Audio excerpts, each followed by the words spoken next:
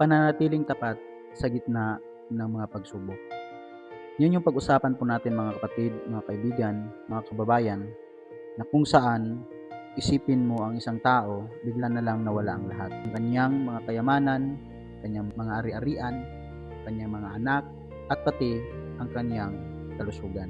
Araw-araw siyang nagigising, puno ng sakit, lungkot sa kanyang buhay. Wala nang natitira mga kapatid, kundi ang kanyang pananampalataya sa Diyos. Sa gitna ng kanyang sitwasyon mga kapatid, may isang taong lumapit sa kanya na sinasabihan siya na isuko na lang ang kanyang buhay dahil sa tingin niya sa isang tao ay wala na itong pag-asa dahil sa matitinding paghihirap, pagsubok naranasan sa kanyang buhay.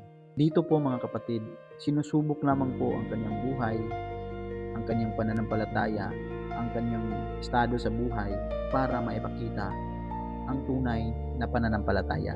Ito po mga kapatid ang nangyari kay Job. Basahin po natin ang talata sa Job chapter 2 verse 9 to 10 na kanyang sinabi, "Then his wife said to him, 'Do you still persist in your integrity? Curse God and die.' But he said to her, 'You speak as any foolish woman would speak. Shall we receive the good at the hand of God and not receive the bad?' In all this Job did not sin with his lips." Sa talatang ito mga kapatid, may makikita tayong dalawang pananaw. Una po dito mga kapatid, ang pananaw ng asawa ni Job. Nakikita niya ang paghihirap ni Job, parang nawala na ng pag-asa. Para sa kanya po mga kapatid, mas mabuti na lang wasakan ang buhay ni Job kaysa magpatuloy sa sakit na nararamdaman at mga pighati sa kanyang puso. Hindi nakikita sa asawa ni Job pagsubok lamang sa buhay ni Job. Pangalawang pananaw dito mga kapatid, sa kabila ng lahat ng pangyayari, nanatiling matatag pa rin si Job sa kanyang buhay at nanatiling matatag pa rin siya sa pananampalataya sa Diyos. Naunawaan ni Job mga kapatid na ang buhay ay hindi lamang puro mabuti, kundi naunawaan niya kung paano rin po tanggapin yung mga nangyayaring masasama sa buhay. Ang kanyang sagot mga kapatid ay nagpapakita dito na ang pagtitiwala sa Diyos at pagkakilala na ang Diyos ay makapangyarihan sa lahat ng mga bagay at katapatan sa gitna ng mga sakit na nararamdaman at sa gitna ng mga pagsubok.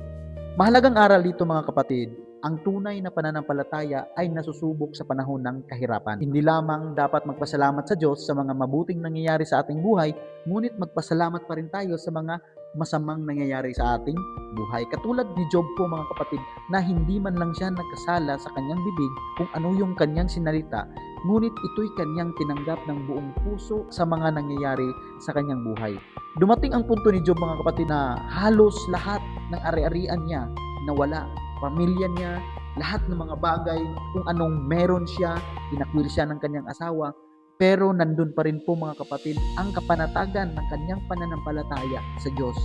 Ang kwento ni Job mga kapatid ay nagpapaalala po sa atin na kung anuman ang hirap ng buhay, kung anuman ang mangyari sa ating buhay, kung anuman ang mawala sa ating buhay, ay andun pa rin yung pagtitiwala natin sa Panginoong Jesus. Andun pa rin yung pananampalataya natin sa Diyos.